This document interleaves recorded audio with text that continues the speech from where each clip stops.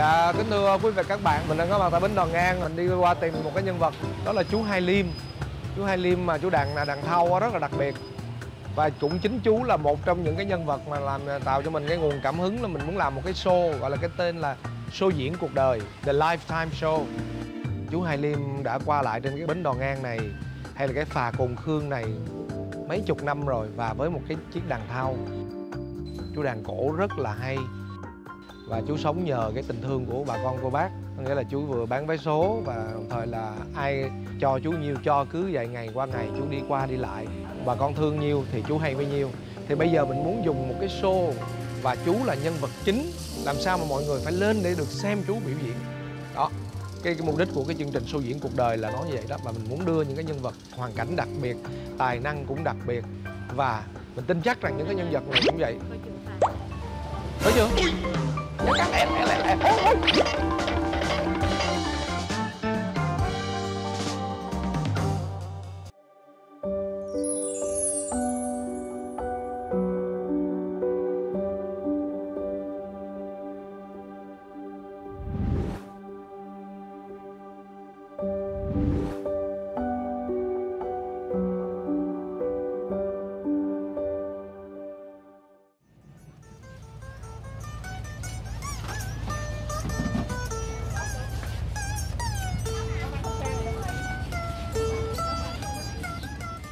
Đây là chú Hai Liêm. Hồi trước là mình đã đi với chú một lần rồi mà chắc chú không có nhớ mình.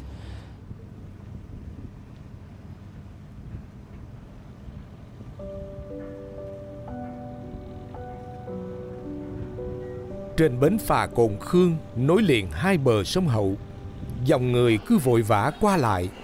Xen lẫn với tiếng sóng nước đập vào thân phà là âm thanh réo rắt vang lên từ tiếng đàn của một ông lão mù, có dáng người nhỏ thó, gương mặt khắc khổ, đôi tay nhăn nheo, gãy từng nhịp trên cây đàn tự chế có một không hai.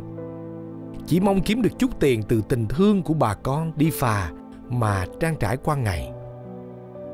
Chú tên thật là Trương Thanh Liêm, nhưng người dân ở đây vẫn gọi bằng cái tên thân thuộc là chú Hai Liêm. Năm nay chú cũng đã gần 70 tuổi rồi. Sống ở cái bến phà này là cũng là 55 năm rồi. Gốc gác á của chú là ở 5 căn, mà từ nhà cha mẹ mất hết rồi, còn ra phải đi lên trên sống cái kiểu này. Chú không có người thân thích, không con cái, chỉ có mỗi người vợ hay đau yếu bên cạnh sớm hôm. Hai vợ chồng cứ thế bầu bạn, nương tựa lẫn nhau, sống trong căn nhà trọ nằm trong một con hẻm nhỏ sâu hút. Ngày nào cũng vậy, sáng chú Hai một mình đi bán vé số, trưa lại trở về bến phà nhỏ, ngồi đàn cho đến tối. Thấm thoát cũng đã mấy chục năm trời. Bị mù hồi lúc 3 tuổi, bẩm sinh á. Hồi đó bệnh ban mà đâu có thuốc trị đâu. Người ta muốn ăn sáng chứ đâu phải muốn ăn tối đâu. Tại vì cũng cái số phận mình phải chịu thôi. Ông trời đã lấy đi của chú đôi mắt để nhìn đời, nhưng bù lại đã cho chú Hai Liêm có một tài năng đánh đàn rất đặc biệt. Tiếng đàn đặc trưng của chú không giống ai, bởi vì nhạc cụ mà chú chơi chính là cây đàn độc nhất vô nhị do chính tay chú chế ra. Thân đàn được tận dụng từ một tấm ván nhỏ, thùng đàn là cái thau nhôm, dây đàn lại lấy từ dây thắng xe đạp. Chẳng ai có thể ngờ những thứ tưởng chừng như quen thuộc ấy lại có thể tạo nên một loại nhạc cụ mang âm thanh vô cùng trong trẻo. Cách đánh đàn của chú Hai cũng không giống ai. Chú dùng chai dầu nóng để kéo từng giai điệu, lúc trầm, lúc bổng, lúc vui tươi thánh thót, lúc da diết xé lòng. Tự học, tự mò, không có thầy nào mà dạy được chứ. Bởi vì lúc trước chú có cây đàn guitar chứ không phải không có. Nhưng mà cái lúc đó là sống ở Cà Mau á, ngủ tầm bậy tầm bạ rồi tối là anh ta ăn trộm á. Thành ra bây giờ chế cái cây đàn thau này á, bây giờ để cỡ nào cỡ cũng không ai lấy đờn gì được cũng lấy, chỉ là nó lấy cái thau đi bán ve chai thôi, chứ còn miếng dán rồi sao nó lấy đó. tự tạo chế cái đời nó ra là không bao giờ ăn cắp được đâu.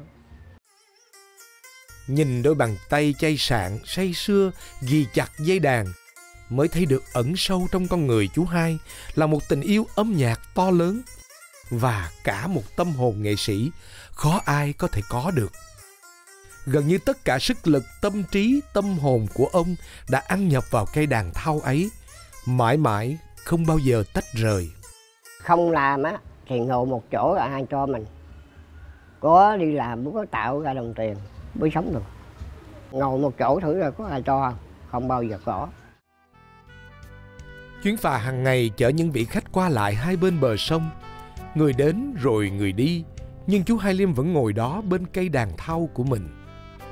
Có ngày nắng, có ngày mưa, có lúc kiếm được nhiều, có khi chẳng được là bao nhiêu. Ấy vậy mà chú vẫn đàn. Có lẽ đối với chú Hai, mỗi ngày được cầm cây đàn, cất lên từng giai điệu, ngân nga những câu hát, cũng đủ thỏa mãn niềm đam mê trong chú rồi. Người nói đi cho tôi một lời rằng nghề sướng ca tôi không lạc loài. Ta ơn người phần tâm tôi muôn kiếp vương tơ, cho đời vui.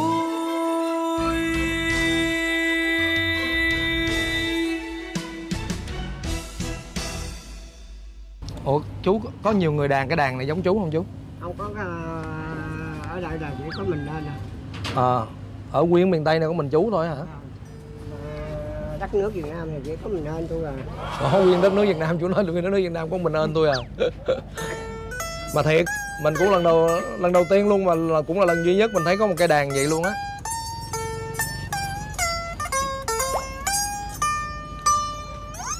Đó, mà chú dùng cái này là chú cũng tự chế luôn. Cái ly này là cái ly chai dầu nóng. Chai dầu nóng, tưởng ly rượu đế. Tưởng ly sẽ chết. Chai dầu nóng. Chú cho con mượn nha, chú coi, con đưa cho khán giả coi. Đây, cái chai dầu nóng này là chú dùng để chú giữ nhịp phải không chú? Nhịp rồi xong rồi chú chỉnh tông trên đây luôn. Còn bình thường là nếu mà không có cái này nó chỉ một tiếng thôi không chú? Một nốt thôi đúng không? Được. Rồi chú lên dây bằng sao ta? Đây, trời cái đồ này, độ này, trời độc đáo chưa? 50 năm, hơn 50 năm chú đờn này. Ôi, đây cái phím của chú nè. Đó, bộ nhạc cụ của chú độc đáo không? Giờ con nói chú về nghe. Tại chú là chú đờn 50 năm rồi, nhưng mà là chú đàn là chú sống bằng tình thương của bà con, đúng không? Đó, nhưng mà bà con là tình thương, mà bà con cho nhiêu hay cho được nhiêu. Thì con giờ con nghĩ là con sẽ làm một cái chương trình cho chú, là sẽ tổ chức cho chú một cái show, một cái chương trình của riêng chú. Đương nhiên là có ca sĩ nữa, rồi các mạnh thường quân sẽ đóng góp và giúp cho chú nữa. Thì hy vọng rằng một buổi diễn của chú thì con nghĩ là con sẽ giúp cho chú là kiếm được một cái số tiền kha khá để chú lo tuổi già nè. Nha, chú đồng ý tham gia rồi con giúp chú nha. Nghe chú ha. Dạ. Nếu giúp được con cũng cảm ơn mấy anh mấy chú. Chú nhận lời hen. Rồi quý vị và các bạn nha, hôm nay chú nhận lời nha, làm chứng giùm tôi. Đây là chú Hai Liêm, sẽ là một trong những nhân vật đầu tiên của chương trình show diễn cuộc đời.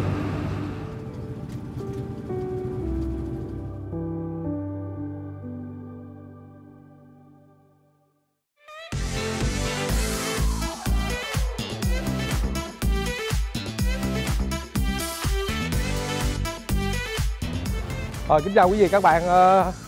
Mời quý vị và các bạn cùng theo chân cameraman đi vô thăm nhà chú Hai Liêm.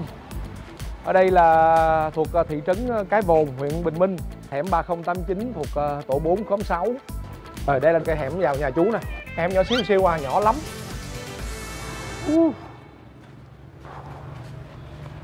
Chợ Giác có 2 bao gạo.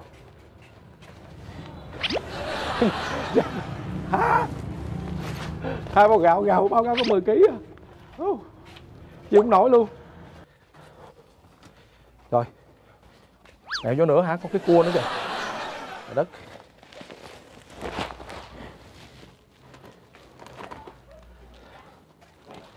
Đây nhà này hả? Dạ. Dạ rồi, gửi cho cô 20 kg gạo. Cô chú ở đây hả? Ở đây mấy chục năm rồi. Là mình thuê hay nhà của mình? Nhà thuê. Nhà thuê mấy chục năm luôn hả chú? Rồi. Trời, ở nhà thuê mà ở mấy chục năm luôn. Mà cái lúc mà hồi xưa mướn mấy chục năm trước là giá nhiêu cô nhớ không cô?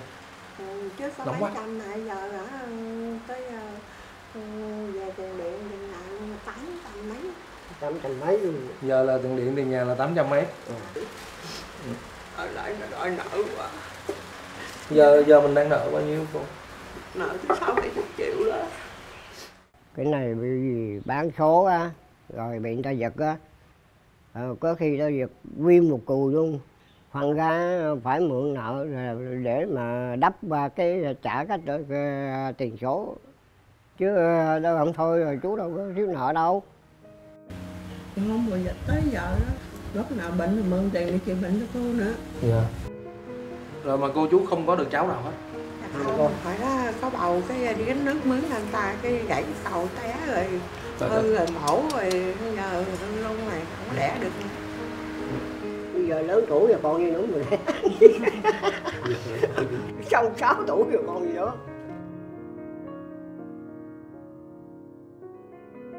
Chắc có lẽ đây là lần đầu tiên quý vị các bạn được nghe chú tâm sự ha. Chứ trước giờ là đi trên cái phà Cồn Khương đó thì chỉ nghe tiếng đờn của chú thôi, rồi chú không có nói, chú không có kể về gia cảnh. Bữa nay mình vô nhà thì mới biết là hoàn cảnh còn bi đát nữa, còn nhiều thứ nữa. Ngồi bên tay phải chú là chị Uyên, chị sẽ phụ trách cái đêm nhạc của chú đó. Đó thì hôm nay cũng rất là may mắn là mời được cô Tú Uyên vô phụ trách âm nhạc. Cô Tú Uyên là giám đốc âm nhạc. Hôm nay mình phải rước thầy xuống đây để gặp chú Hai. Một lần như vậy chú Hai đánh được bao nhiêu bài? 8 câu. 8 câu, 8 bản. Vài bữa mà biểu diễn là chú Hai phải diễn hay hơn hôm nay nha. Suy nghĩ thêm nhiều cái câu đó, độc đáo hơn xíu chú Hai ha. Còn cái nữa nhờ bạn nào bên Coleman Fashion đó vô đo giùm cho cô chú đi, xong rồi mang đợt tới mình xuống mang mấy bộ đồ xuống tặng cho cô chú.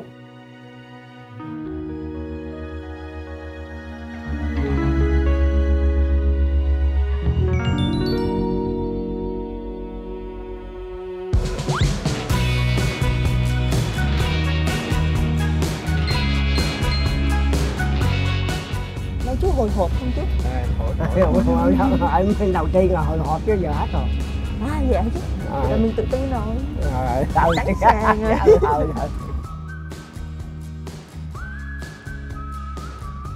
Bây giờ là 1 giờ trưa, 6 tiếng nữa thôi là chương trình và chính thức diễn ra, và khoảng 18 giờ là mình tin chắc là khoảng 18 giờ hoặc 17 giờ thôi là khách đã đến khá đông rồi. Chương trình Show Diễn Cuộc Đời tập đầu tiên sẽ diễn ra tại đây. Đây gọi là du thuyền Vạn Phát, nhưng mà mình nghĩ là đây là cái tàu du lịch thì đúng hơn, tàu du lịch Vạn Phát ở cạnh bến phà Cồn Khương ở Cần Thơ.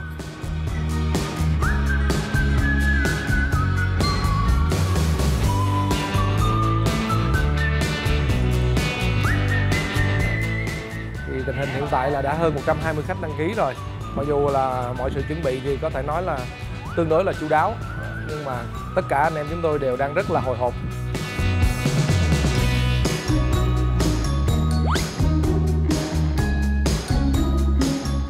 Chú này mình cũng biết lâu rồi mà nhờ có gì vậy nè mới có giúp được chú chứ mà. Đúng rồi.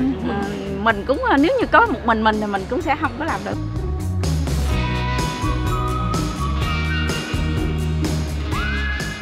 Hôm nay nó trang bị cho chú cái đôi dép màu cam mà. Màu hồng với màu cam không biết nữa. Quá đẹp rồi. Này sung ha chú ha, sung nha. Rồi, thì cái chương trình nó sẽ có 2-3 tiết mục trước rồi xong mới đến cái phần chính của chú nha. Coi như phần đầu để mình khởi động cho bà con thấy rồi. Và hôm nay thì thím cũng rất là đẹp ha. Đó, sang lắm luôn, nhìn nữa.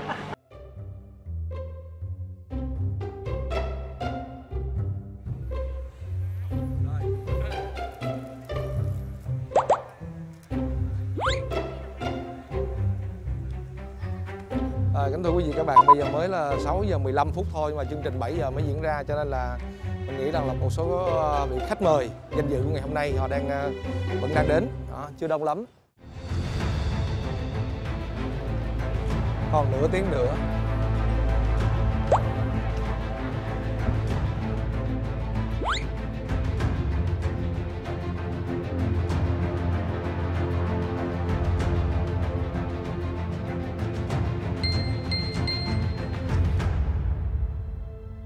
Kính chào quý vị khán giả đang xem chương trình Show Diễn Cuộc Đời tập đầu tiên. Kính thưa quý vị khán giả, là hôm nay thật sự là mình cũng rất hồi hộp. Mấy chục năm làm nghề là mình cũng đã làm rất là nhiều chương trình, cũng đã từng làm trực tiếp, nhưng mà bữa nay nó hồi hộp. Cái cảm giác nó lạ lắm, thật sự là nó rất là lạ. Không biết nói làm sao, nó vừa xúc động mà nó vừa nôn nao, mà nó cũng lại nhiều cái cảm xúc nó cùng một lúc rất là khó tả. Chỉ còn ít phút nữa thôi thì chương trình sẽ được chính thức bắt đầu. Ngày hôm nay rất là vui, trong cái khán phòng này thì có khoảng 100 khán giả. Cái chương trình Show Diễn Cuộc Đời mình thích làm sao cho nó ấm cúng, nó gọn gọn thôi, ấm cúng, ấm áp tình thân. Mình thích làm vậy. Nay đây là chú Hai Liêm. Hôm nay mình rất là hạnh phúc bởi vì chú là nhân vật đầu tiên của chương trình Show Diễn Cuộc Đời.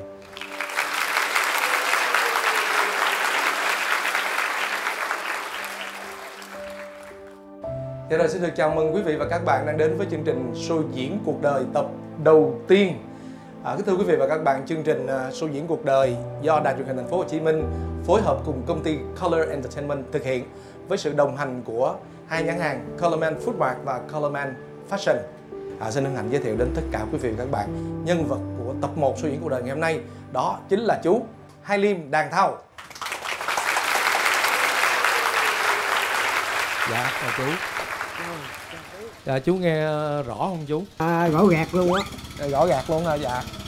Hôm nay là rất là đông khán giả. Ở dưới là có gần khoảng 100 người á. Thì con không biết là cái tâm trạng của chú hiện tại chú thấy làm sao? Con này con hơi khớp á. Có gì đâu mà khổ. Hôm nay chú có mệt không? Cũng khỏe chứ không có mệt. Dạ. Chú có sung không? Sung và cũng sung. Sung thì có sung. Rồi quý vị các bạn cho anh tràng pháo tay cổ vũ cho chú Hai ha. Dạ, kính thưa quý vị các bạn, thì chút xíu nữa chúng ta sẽ có cái phần giao lưu thêm với chú Hai. Tại vì hôm nay là chú Hai sẽ có nhiều câu chuyện muốn kể. Cái gì là chơi luôn à, xả láng à. Xả láng. Dạ rồi, để không mất thời gian của quý vị các bạn đang xem chương trình, thì bây giờ mình mời quý vị và các bạn cùng đến với tiết mục đầu tiên. Chúng ta sẽ có vài tiết mục rồi mới đến chương trình chính của chú Hai nha bà con. Mọi người cố kiên nhẫn chờ đợi.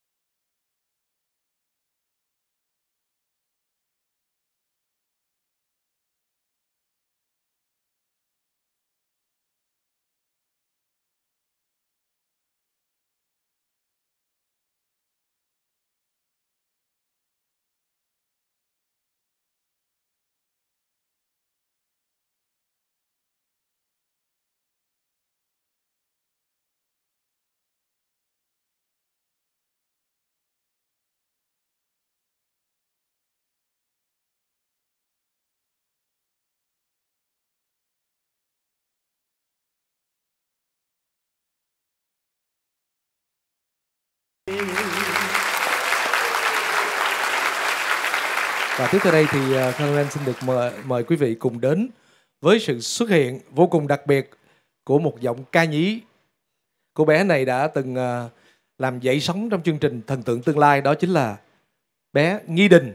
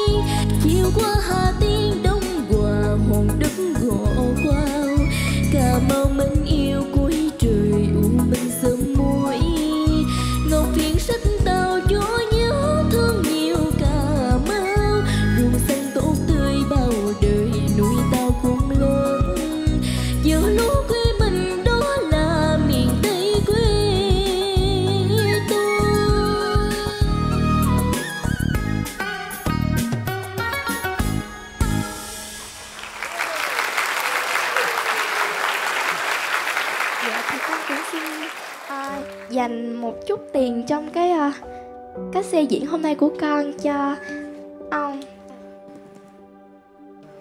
Dạ con chúc cho ông là có nhiều sức khỏe và đàn hay hơn nữa.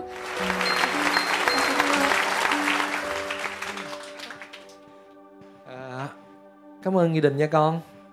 Thưa quý vị và các bạn, bây giờ thì chắc là đã đến cái phần mà tất cả chúng ta đều chờ đợi. Đó thì bây giờ là lúc mà chúng ta cùng nhau lắng nghe tiếng đàn của chú Hai Liêm. Và bây giờ cái tiếng đàn của chú ngày hôm nay nó sẽ chắc chắn trong một cái khung cảnh khác, nó sẽ rất là khác. Mình tin là vậy, và nó sẽ cho chúng ta một cái cảm xúc khác. Dạ chú sẵn sàng ha, lên ha. Rồi giờ gác chú lên nha. Nãy giờ thấy chú ngồi chú nhịp nhịp liên tục rồi, chứ khi chú trùng chân khó chịu lắm rồi.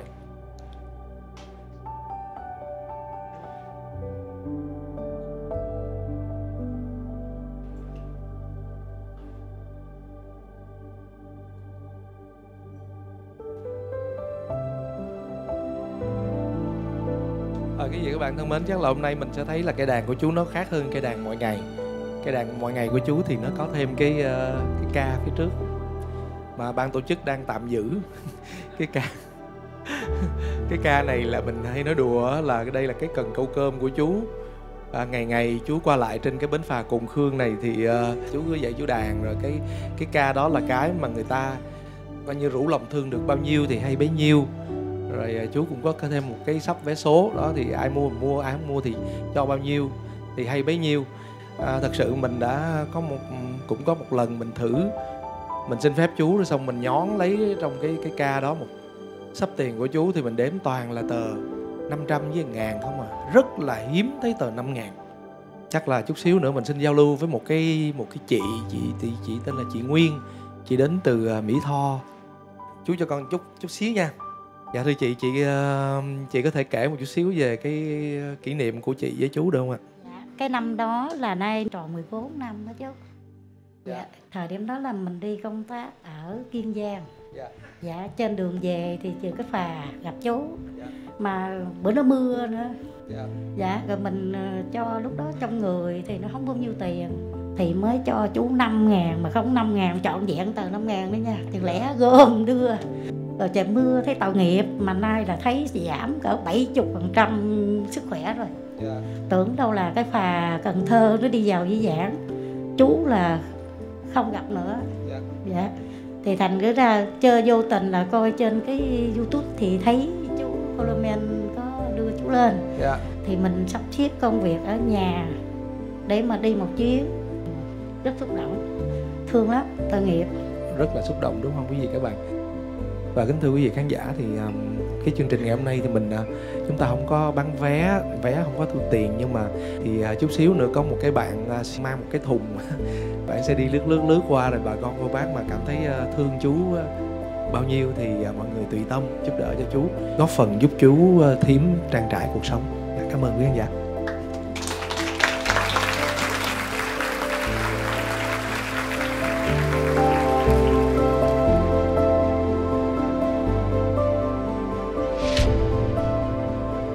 Bây giờ chú sẽ kết hợp với lại một giọng ca, và đây là một cái giọng ca mà với mình hoặc là những khán giả yêu cổ nhạc sẽ rất là nhớ. Đó là nghệ sĩ Ngọc Quyền. Bạn đã từng tham gia cái chương trình Đường Đến Danh Ca Vọng Cổ mùa thứ nhất và là một cái ngôi sao rất là sáng.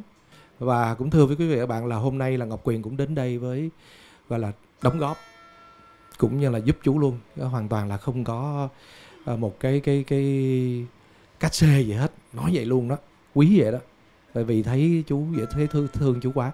Rồi xin mời bà con cô bác cùng nghe Ngọc Quyền và chú Hai Liêm, một cái tiết mục kết hợp Dệt Chặng Đường Xuân.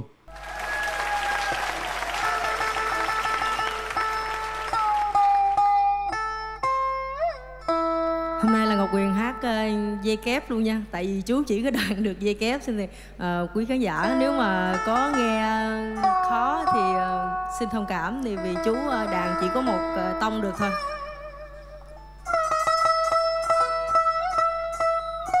Em ra đi khi gà chưa gọi sang, trăng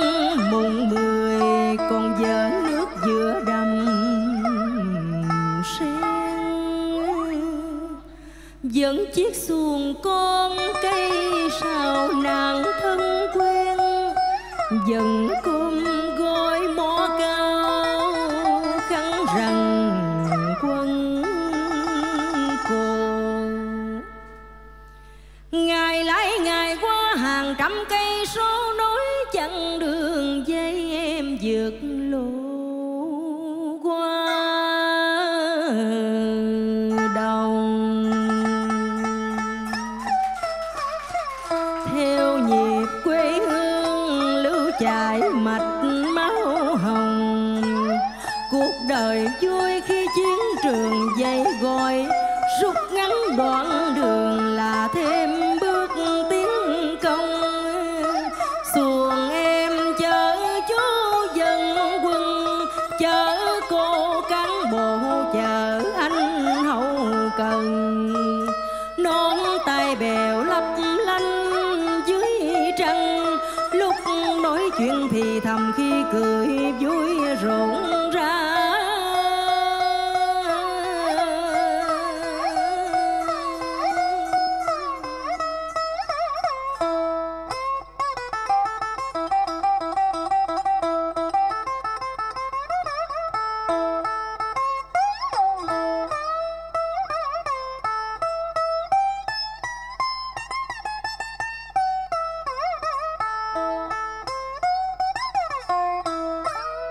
Cây sao nàng xô nước đồng lá cha, xuồng chồm lên nhảy nhót ánh sao trời.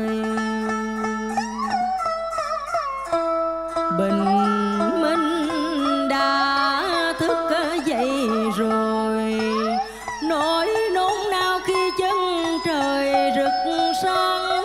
Em ngỡ mình như cánh cò bay, thời gian em nắm trong tay, cho đêm nới rộng cho ngày dài ra, cho về kịp chiến trường xa, cho tình xuân đến muôn nhà yên vui.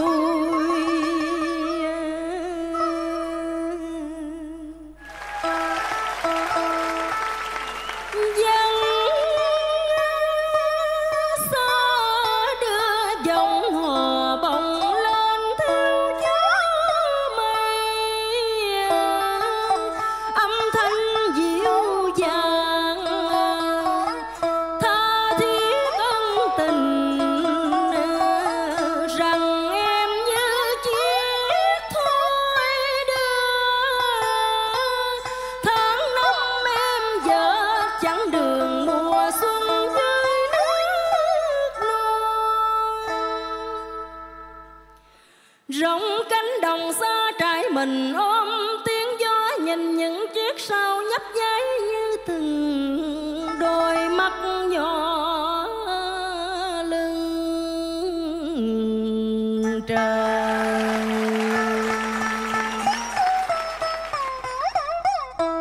Đưa chiếu khăn lao trắng em cười, cây sao nàng kéo dài trên mặt nước. Chuyện cuộc đời em kể nỗi ngược xuôi, giao liên cực lắm nhưng vui. Chiều sáng Tân Định sáng rời Cô Tô, soi trăng nước bạc ba hồ. Đêm vượt cây lớn ngày vô vịnh bình.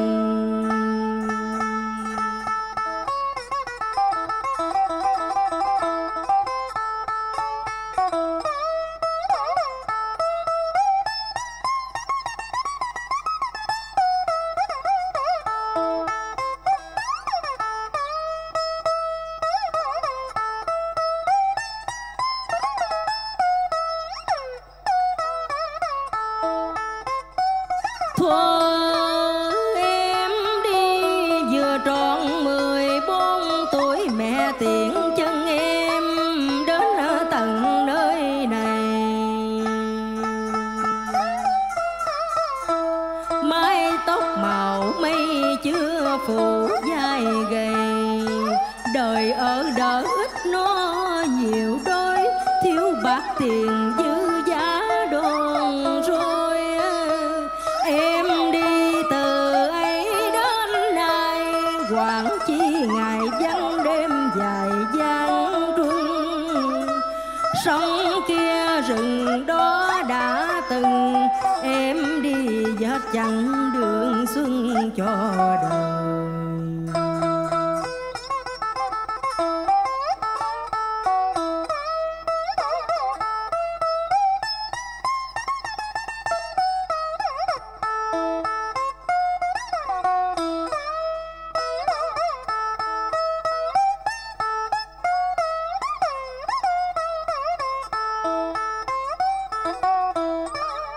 Đường kháng chiến đi lên, mỗi bước nghe đời mình tầm dốc lớn thêm.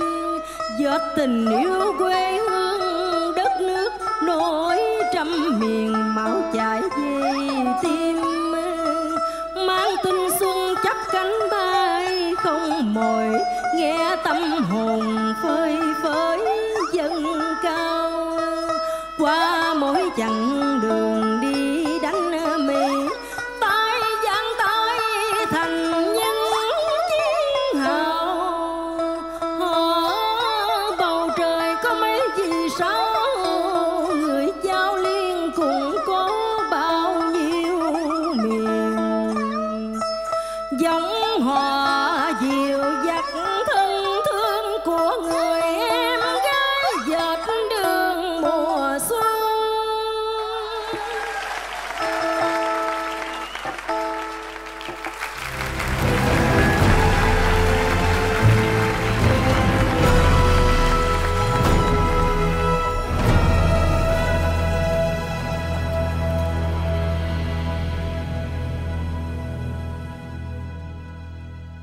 Chú thấy Ngọc Huyền hát được, hát ổn không chú? Rồi cũng hay rồi, vậy là đúng mức rồi con gì nữa. Có ai hay mà bằng Ngọc Huyền đâu. Rồi thôi thì kính thưa quý vị khán giả, thì hiện tại bây giờ đang có một vài cái khán giả đang yêu cầu cái bài mà anh nghĩ là cái bài này nó cũng anh cũng rất là thích. Cái bài này là bài Lá Trầu Xanh. Lý do tại sao tôi thích cái bài này vì ngày xưa là tôi đã lỡ dại nghe một cô hát cái bài này và tôi nhớ tới giờ luôn. Mặc dù cô đó thì hát thì cũng không hay lắm nhưng mà nghe cũng được. Thì hôm nay trong cái khung cảnh ngày hôm nay thì cũng thay mặt cho một số khán giả rồi luôn, trong đó có anh nữa, thì xin hỏi Ngọc Huyền có thể thực hiện được chút xíu cho anh hoài niệm được không? Dạ thì cũng cảm ơn quý khán giả. Thì để theo lời yêu cầu thì Ngọc Huyền cũng xin cố gắng sẽ gửi tặng quý khán giả cũng như người anh của mình và quý khán giả có mặt ngày hôm nay 2 câu giọng cổ trong bài Lá Trầu Xanh.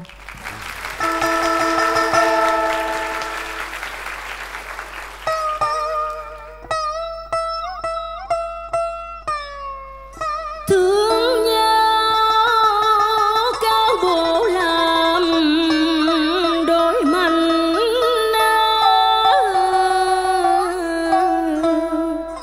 một lá trầu xanh thắm nở duyên.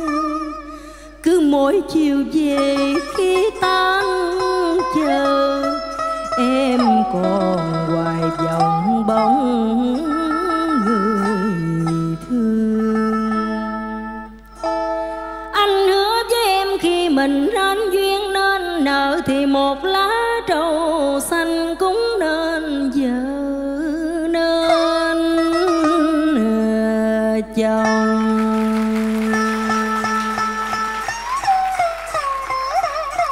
Cao thắm trầu xanh sẽ thêm đượm thêm nồng. Mỗi sáng tinh sương khi gánh trầu ra chợ, trên con đê dài thoáng thoát cả đôi chân. Em không sợ nắng vàng làm héo úa trầu xanh, mà chỉ sợ người yêu chờ đợi buồn phiền. Dõi mắt kiếm tìm giữa buổi chợ tan, lỡ chuyến hẹn hò tình duyên đôi lứa.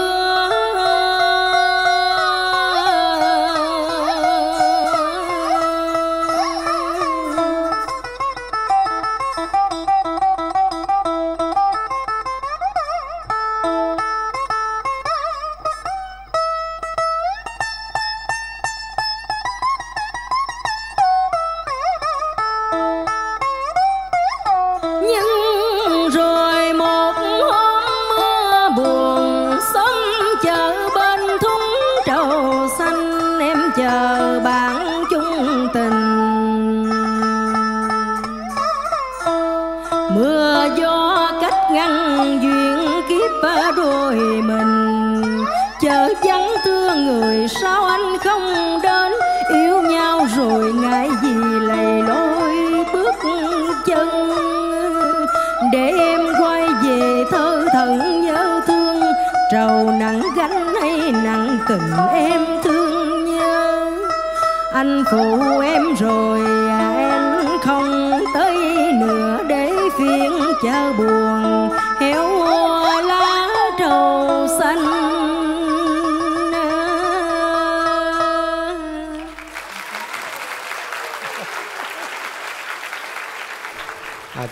Chú ơi, cái bài này chú nghe Ngọc Quyền hát hay chú có nhớ em nào không?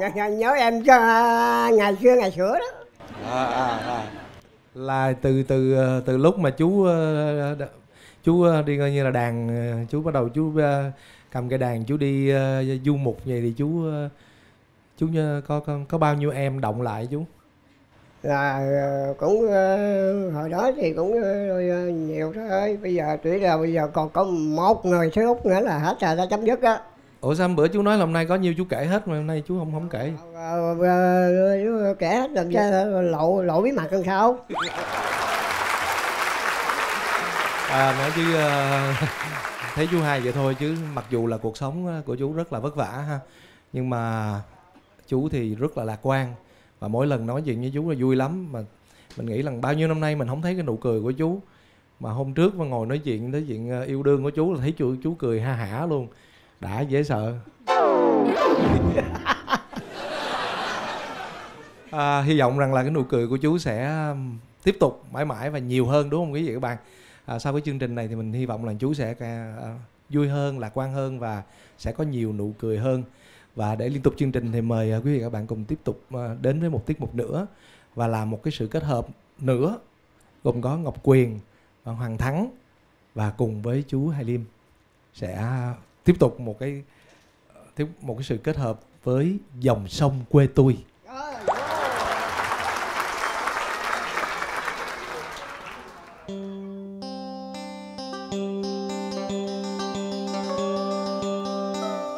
Chiếc xuồng nhỏ đưa em về xóm nhỏ,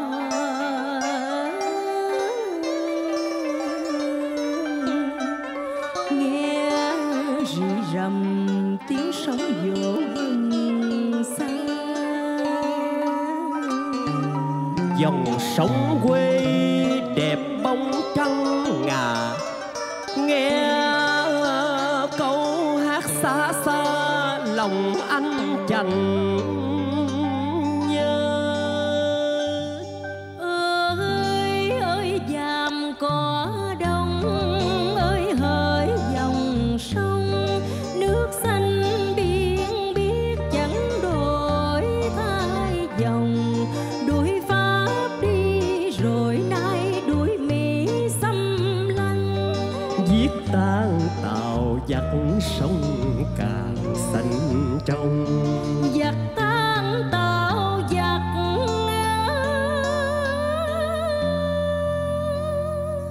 sông càng xanh trong.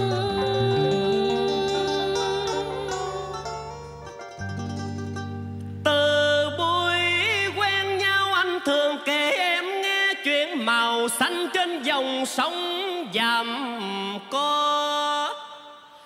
Kỷ niệm quê hương hay tình em đó, rồi năm tháng xa nhau như con sông nhỏ. trong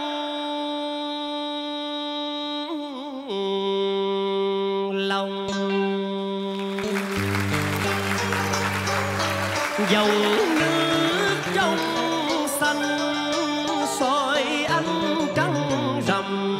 Mấy mươi năm sống cùng ta ra trận là bấy nhiêu lần chờ nắng chiến công. Màu xanh quê hương lớn lên trong bom gầm pháo. Rồi nắng dài mưa dầm có tình mẹ chắc chiêu. Dòng sông tôi yêu chớ nhiều nhung nhớ.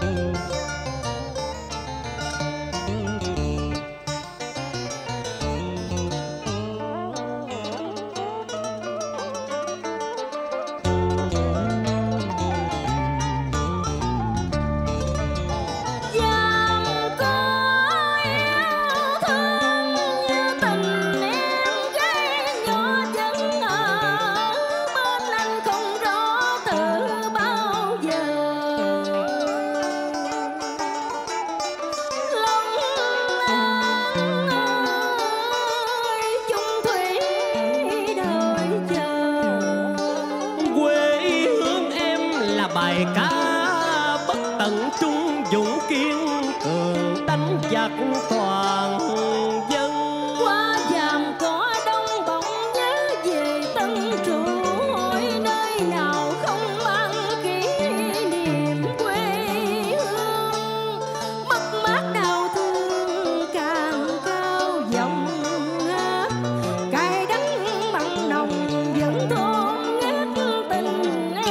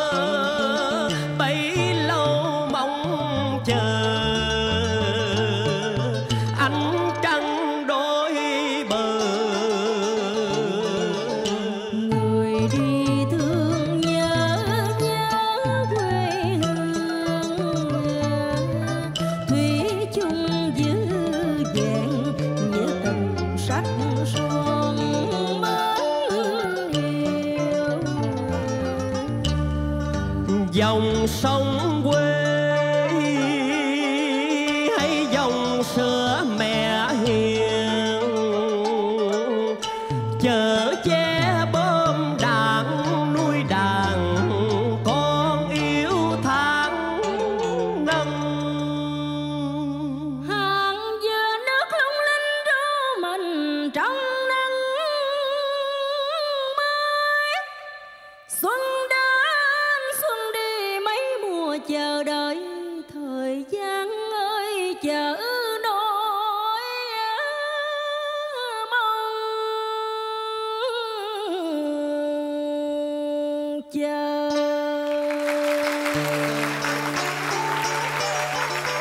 Tình quê hương không bến không bờ, Nơi chưa đến chưa quen mà sao thấy nhớ miền Hạ bây giờ chắc vui lắm phải không em? tiếng hát đêm đêm của đàn em nhỏ, dàm có đông ơi dàm có đông. Có phải máu chàng mấy lần rơi đổ cho mảnh đất lòng an rạng rỡ tên vàng.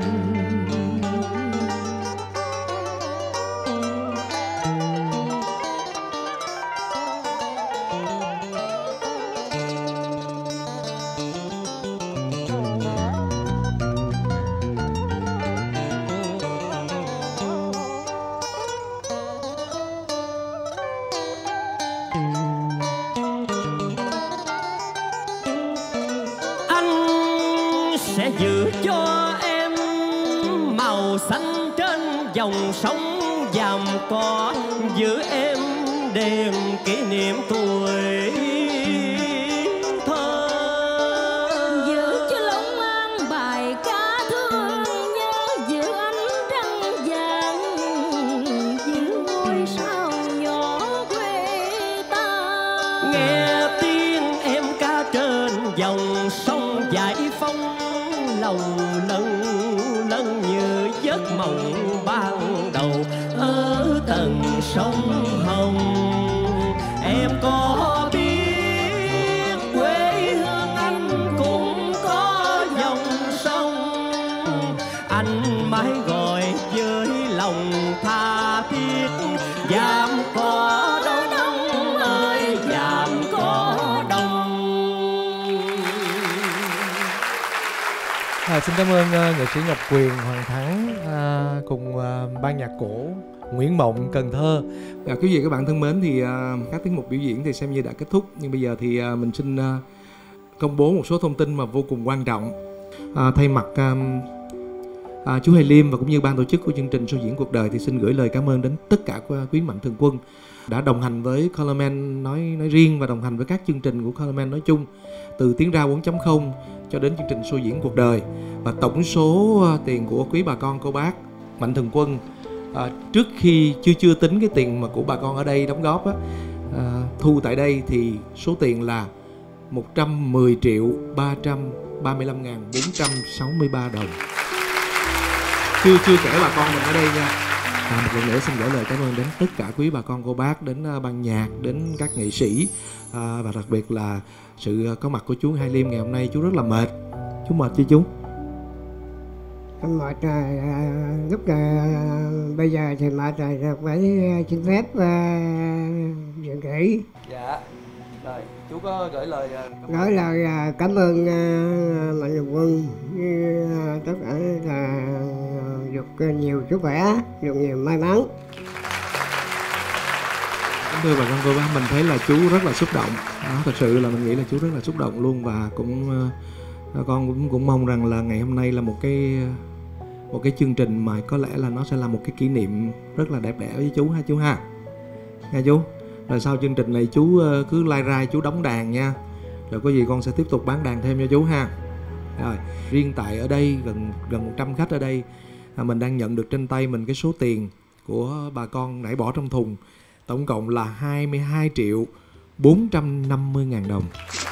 Là con số rất là,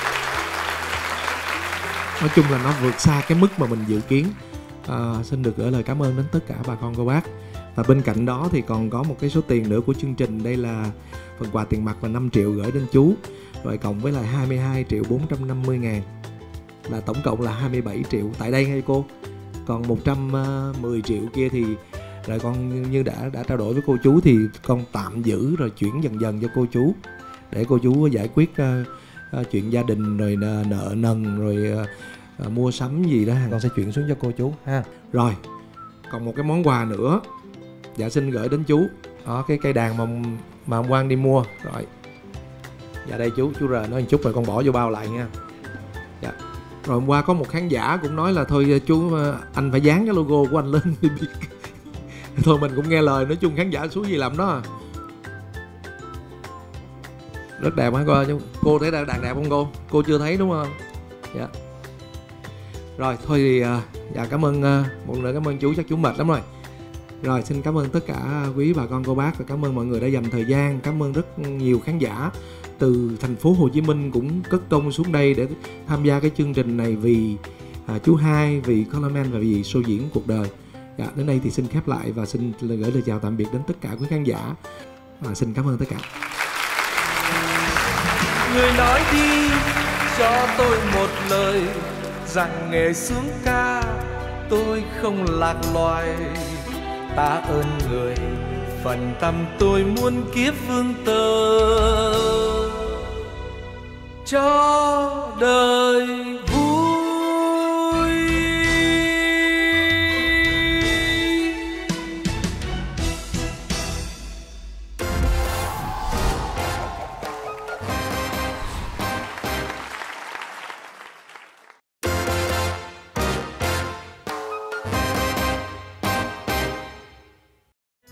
nói đi cho tôi một lời rằng nghề sướng ca tôi không lạc loài. Ta ơn người, phần tâm tôi muốn kiếp vương tơ cho đời vui. Người nói đi cho tôi một lời rằng nghề sướng ca tôi không lạc loài. Ta ơn người, phần tâm tôi muốn kiếp vương tơ cho đời